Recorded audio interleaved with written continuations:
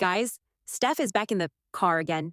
And this time, the tears are flowing, the camera's rolling, and apparently America needs saving. One TikTok cry session at a time. Grab your snacks because we're diving straight into the Resilient Jenkins Mobile Pantry Meltdown Edition. See, I'm not the type to post a video of me crying or something like that. At least I try not to be. But I just got to this church driven community center, clothing, thrift store, food pantry. Yo, there's 60 cars lined up for this mobile food pantry. And it just kind of broke my heart because there's already such a need for food assistance in lower income families. And to just strip what they had for assistance is fucking just so... You lack humanness, bro. You're such a fucking rotten human. And I'm not even crying about myself because we'll figure it out. And I feel fucking blessed that we're in a position where we can. But it was literally us less than a fucking year and a half ago. And all these families, bro.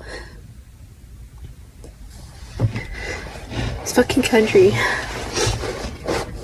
I have to hope and pray that the worse that it gets, our country will become just as united, the civilians, as other countries manage to do, because that's the only way we're all gonna survive this shit. That's the only reason why people do survive in their fucking war zones is because they unite as the civilians. And we all have our fingers up to each other fucking constantly for what? Gather your shit, y'all. We need each other. Yo, honestly, I'm not the type to post a video. So Steph's sitting in her car. Again, tears glistening, camera tilted just right.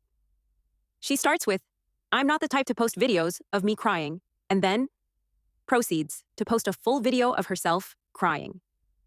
Girl, the irony is louder than your sniffles. She says she pulled up to a church thrift store and saw 60 cars lined up for a mobile food pantry, which, yes, is actually heartbreaking. But mid-cry, she somehow turns it into a full-blown speech about America being greedy and how we all need to unite like civilians in war zones. Like, ma'am, how did we go? From food pantry to full-on United Nations summit in under 2 minutes? Then she drops the line, "We need to gather our ish to y'all. We need each other." And I'm just sitting there okay, Steph, but maybe we also need a tripod that's not angled straight up your nose while you deliver the State of the Union. And I gotta ask you, do you guys think she actually went to the food bank for some stuff too, even though they clearly have money? Because the way she's parked there mid-speech, it's giving cry. Now grab a grocery box later. Now don't get me wrong, people really are struggling, and food insecurity is no joke. But it's wild how every emotional moment turns into a performance piece you can't cry about unity with, streaks running while your hashtags scream, gardening, civilians, and humanity. At this point, that car's seen more tears than a therapy couch. Be honest, do you think she stopped for a food box too, or just filmed for content? Do you think her message was genuine or just performative? Why do influencers always film themselves crying instead of helping quietly? Would you call this activism or attention-seeking? Do you think her voice for the people speech hits deep, or is it just another car cry classic?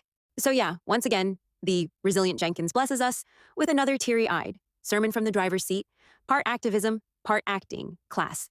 One hand on her heart, the other on record. But hey, she's gonna keep being the voice for the people, even if that voice sounds a little sponsored by Kleenex.